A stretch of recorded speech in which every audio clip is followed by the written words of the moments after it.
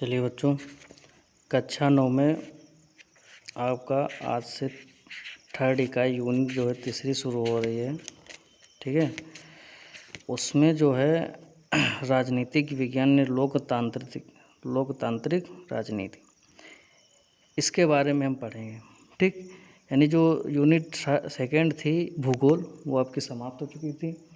ठीक है, उसके क्वेश्चन आंसर भी लिखे हैं आपके। ठीक, उसको याद करते रहिए। और इसमें जो है तीसरी यूनिट जो है राजनीति विज्ञान, उसके बारे में आज हम पढ़ते हैं। लोकतंत्र क्या है और लोकतंत्र क्यों आवश्यक है, इसकी क्या विशेषताएं हैं। ठीक, समझे कि नहीं? तो देखिए भाई, लोकतंत्र है क्या है लोकतंत्र? लोकतंत्र लोगों का, समझा क्या? यानी लोकतंत्र को अगर हम कह सकते हैं कि विश्व में कई भागों में बहुत से विवरण पढ़ चुके होंगे आप लोग, और हमने बहुत से संगठनों और शासन व्यवस्थाओं पर भी चर्चा की है। ठीक, इन्हीं में से कुछ शासन व्यवस्थाएं जो है लोकतंत्र कहलाती हैं। ठीक है, तो देखिए पहले क्या था, पहले जो था राजतंत्र था, यानी राजा का शासन होता था। अब हम लोग क्या है, लोकतांत्रिक हैं, देश है हमारा भारत। ठीक है, इसमें क्या होता है कि हम लोग वोट करते हैं और उससे एक संविधान के अनुसार एक सरकार बनाई जाती है। ठीक है, जिसकी भी पक्ष बहुमत ज़्यादा निकले। ठीक, तो पहले क्या था कि कोई राजा होता था, उसी का राजा का लड़का, फिर कोई राजा हुआ, वही चलता रहता था, राजतंत्र था। ठीक है, लेकिन अब जो चल रहा है हमारा प्रजातंत्र है। ठीक, तो एक सरल परिभाषा में ये हम कह सकते हैं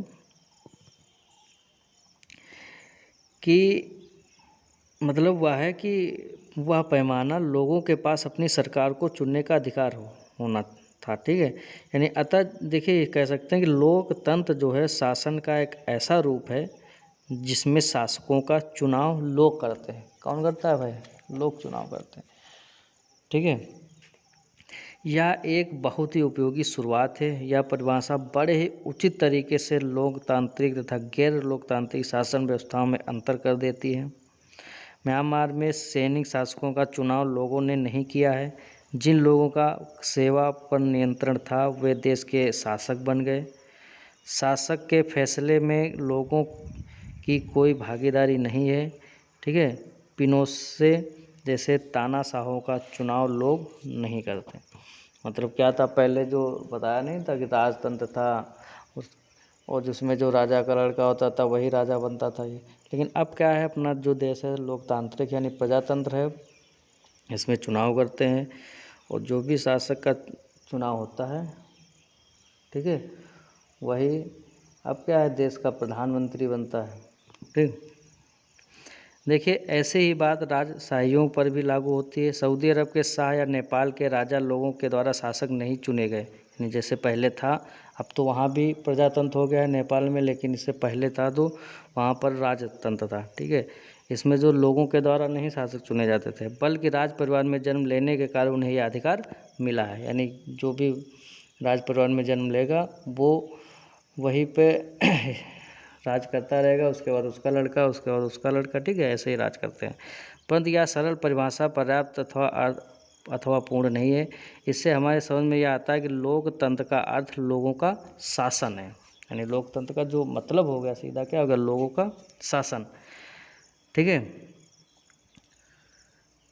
तो क्या होता है कि सभी सरकार को लोकतांत्रिक कहना पड़ेगा जो चुनाव करवाती हैं, तथा फिर हम सही नतीजे पर नहीं पहुंच सकते। जैसे कि हम अध्याय 4 में देखेंगे कि समकालीन दुनिया में हर सरकार, चाहे वह लोकतांत्रिक हो या ना हो, स्वयं को लोकतांत्रिक कहना व कहलाना चाहती है।